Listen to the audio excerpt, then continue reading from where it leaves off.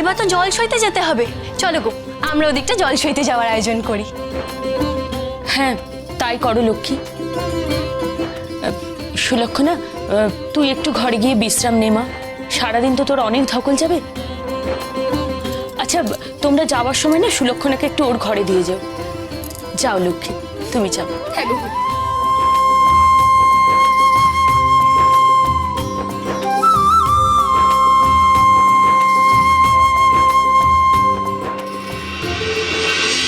কেন এমনটা হচ্ছে? কেন আমি মনটাকে একটু শান্ত করতে পারছি না?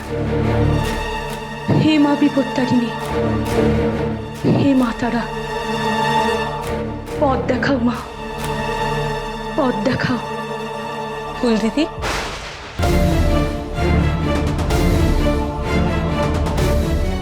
অন্নদা, এই তো তুমি এসেছো। তুমি কোথায় ছিলে অন্নদা? আমি খালি তোমার কথাই ভাবছিলাম। আমার যে তোমার সাথে বড্ড দরকার ছিল। আমি তো পাশের ঘরেই ছিলাম, আমাকে যে শুভ কাজে থাকতে নেই ফুল দিদি। এসব কথা বলো না অন্নদা, আমি এসব আচার বিচার মানি না।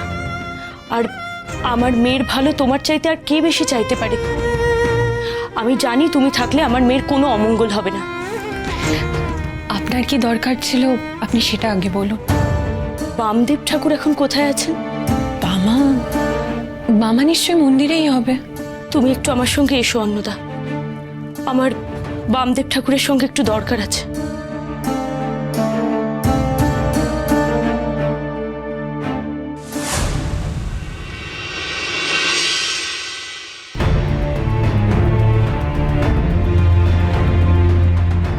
আরে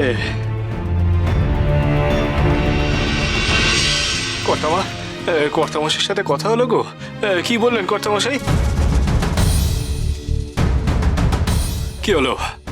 কি হলো গো মা? চুপ করে থেকো না, বলো গো মা, বলো। কর্তামশাই রাজি হলেন? না ঠাকুর, উনি কিছুতেই রাজি হলেন না।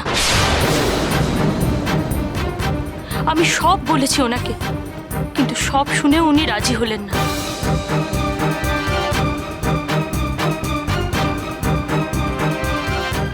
সর্বনাশ! কিন্তু ওনাকে যে রাজি করাতেই হবে, নইলে যে অনর্থ ঘটে যাবে। উনি কিছুতেই রাজি হবেন না ঠাকুর। আমি নানাভাবে চেষ্টা করেছি ওনাকে বোঝাবার,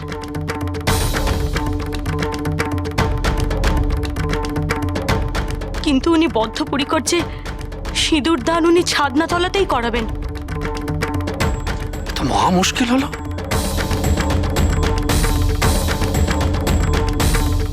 আচ্ছা বামা, আমরা যদি ছেলের বাড়িতে গিয়ে হবু জামাইয়ের মায়ের সাথে কথা বলি,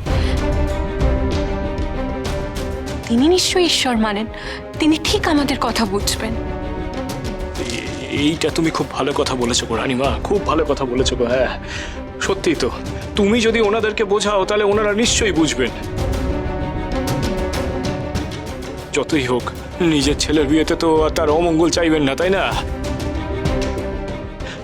শোনো গো কর্তাবা, কোনোভাবে তুমি অন্নদা দিদি আর বীরেন্দ্রনাথকে ছেলের বাড়িতে পাঠাতে পারবে? সেই ব্যবস্থা তো করাই যায় ঠাকুর, কিন্তু বিয়ের দিন আমাদের ছেলের বাড়িতে যাওয়াটা কি শোভনীয় হবে? বিপর্যয়ের থেকে বড় কিছু হতে পারে না গো কর্তাবা।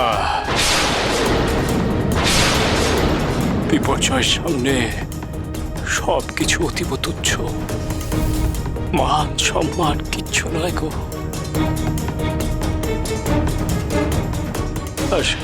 আর তাছাড়া তোমার কর্তা যখন রাজি হতে চাইছে না, তখন অন্য পক্ষকে তো রাজি করাতে হবে নাকি? সে তো বটেই। সত্যি বলতে কি জানো, তোমার মেয়ে সুলক্ষণা খুব সুশীলা, সে অতি ভক্তিমতী গো। আমি চাই সে যেন তার জীবনে সুখী হয়, তার বৈবাহিক জীবনে যেন কোনো বাধা না আসে।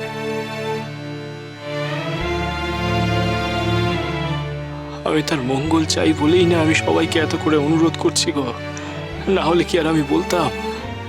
ফুলবৌঠান, আমার মনে হয় বামদেব ঠাকুর ঠিকই বলছে। আমি জানি ঠাকুর, আমি সব জানি। বেশ, আমি সেই ব্যবস্থাই করছি। সুলক্ষণা ও হবু জামাইয়ের যাতে মঙ্গল হয়, আমি তাই করব। ঠাকুর, আমাদের আত্মীয় হিসেবে সুলক্ষণার শ্বশুর বাড়িতে অন্নদা ও বীরেন্দ্রনাথ যাবে। বৌঠান, বলছিলাম আমাদের সাথে বামদেব ঠাকুর গেলে খুব ভালো হয়। হ্যাঁ, বামা গেলে ভালো করে ছেলের মাকে বুঝিয়ে বলতে পারবে, তাহলে তারা নিশ্চয়ই রাজি হবেন। ঠিক আছে, তোমরা তাহলে জামাইয়ের বাড়ি থেকে গায়ে হলুদের তত্ত্ব আসার পর সেখানে যেও একবার, কিন্তু সাবধান, এই কথা কোনোভাবেই আমার স্বামীকে জানতে দেয়া যাবে না। চিন্তা করো না গো কর্তামা, কর্তামশাই কিচ্ছু জানবেন না। জয় তারা, জয় মা বিপত্তারিণী, জয় মা তারা, জয় তারা তারা তারা।